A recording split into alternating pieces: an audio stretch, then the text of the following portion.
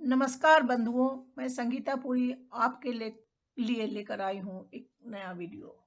इस वीडियो में आप वृष लग्न होने पर विभिन्न भावों के फलाफल के बारे में समझ पाएंगे। आसमान के 30 डिग्री से 60 डिग्री तक के भाग का नामकरण वृष राशि के रूप में किया गया है। जिस बच्चे के जन्म के समय यह भाग आसमान के पूर्वी क्षितिज में उदित होता है, उस बच्चे का लग्न वृष माना जाता है। वृष लग्न की कुंडली के अनुसार मन का स्वामी चंद्र तृतीय भाव का स्वामी होता है और यह जातक के भाई बहन बंधु बांधव सहयोगी आदि का प्रतिनिधित्व करता है। इसलिए वृष लग्न के जातकों के मन को पूर्ण तौर पर संतुष्ट करने वाले ये सारे संदर्भ ही होते हैं।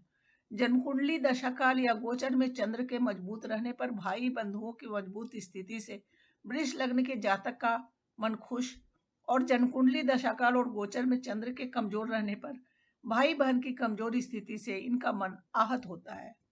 वृष लग्न की कुंडली के अनुसार समस्त जगत में चमक बिखेरने वाला सूर्य चतुर्थ भाव का स्वामी होता है और यह जातक के मातृपक्ष हर प्रकार की संपत्ति और अस्थायित्व का प्रतिनिधित्व करता है। इसलिए अपने नाम यश को फैलाने के लिए वृष लग्न के जातक मातृपक्ष मातृभूमि के लिए काम करना चाहते हैं। नाम यश फैलाने के लिए इनका सर्वाधिक ध्यान अपनी संपत्ति और अस्थायित्व की स्थिति को मजबूती देने में भी बना होता है। जन्म कुंडली दशाकाल या गोचर में सूर्य के मजबूत रहने पर संपत्ति की मजबूती से इनकी कीर्ति फैलती, और जन्म कुंडली दशाकाल और गोचर में सूर्य के कमजोर रहने पर संपत्ति की कमी से इनकी कीर्ति घटती है।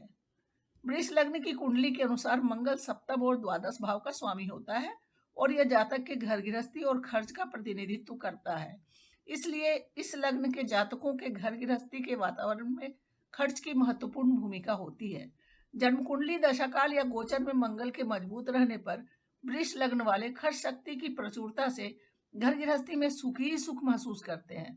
विपरीत स्थिति में यानी जन्म कुंडली दशाकाल या गोचर में मंगल के कमजोर रहने पर खर्च शक्ति की कमी के कारण वृष लग्न वाले के घर गृहस्थी का वातावरण कष्टकर बना होता है।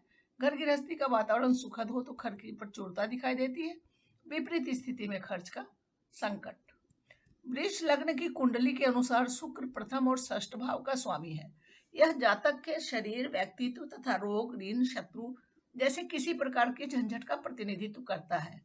इसलिए किसी प्रकार के झंझट का वृष लग्न के जातक के स्वास्थ्य और आत्मविश्वास से गहरा संबंध होता है।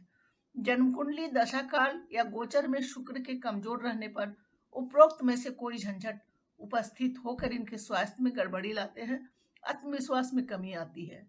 जन्म कुंडली दशाकाल या गोचर में शुक्र के मजबूत रहने पर हर प्रकार के झंझट सुलझे हुए होते हैं और इनका स्वास्थ्य अच्छा होता है, आत्मविश्वास की प्रचुरता बनी होती है।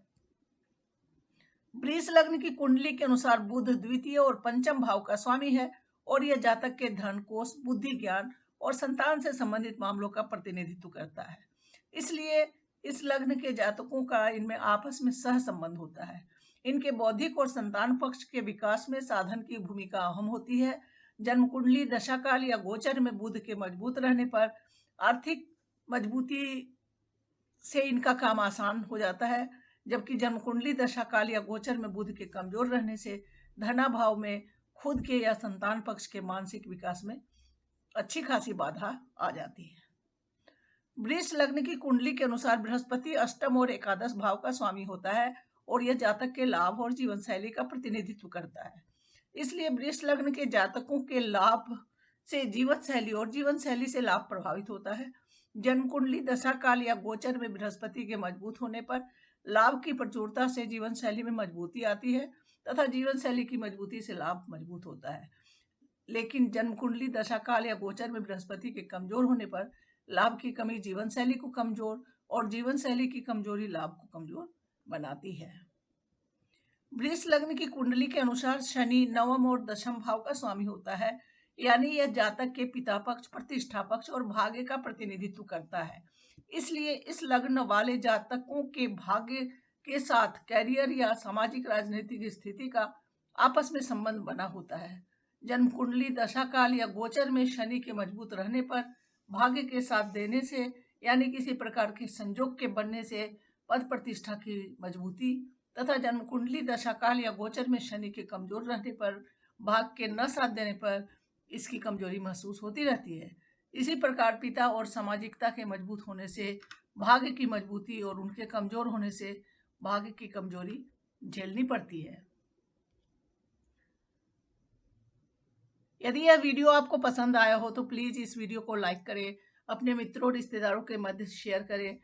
यदि आप ऐसे और वीडियो चाहते हो तो इस चैनल को सब्सक्राइब कर बेल आइकन को क्लिक करें ताकि हमारी वीडियो के नोटिफिकेशंस आपको मिल सके। धन्यवाद।